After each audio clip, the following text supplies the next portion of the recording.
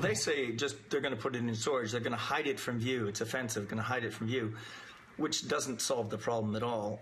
It's a statue that's carving out a lot of controversy outside of City Hall in Victoria, BC. The statue of John A. Macdonald has sat there for almost 40 years.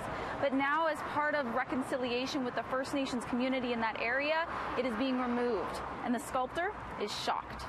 My work is not political in any way. I am not advocating anything about Macdonald.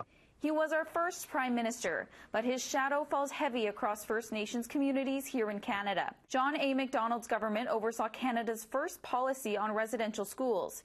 Its mission was to remove Indigenous children from their homes to assimilate them into Canadian culture. This is an issue that really needs to be discussed. Obviously, we in Canada have treated the Native population horrifically for many centuries. It's time to admit that and have a conversation about that. If my sculpture has a way of initiating a conversation, then I'm really delighted about it.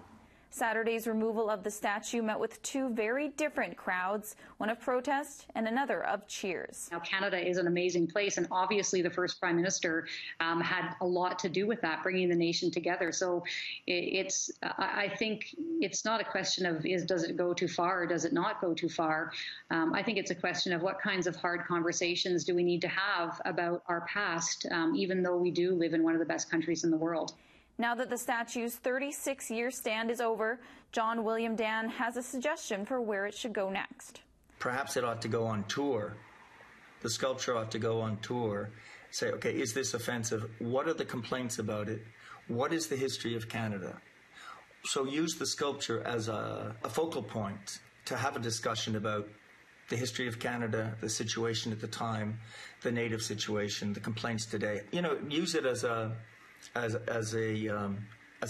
focal point to have a discussion about all these issues, which I think are very important.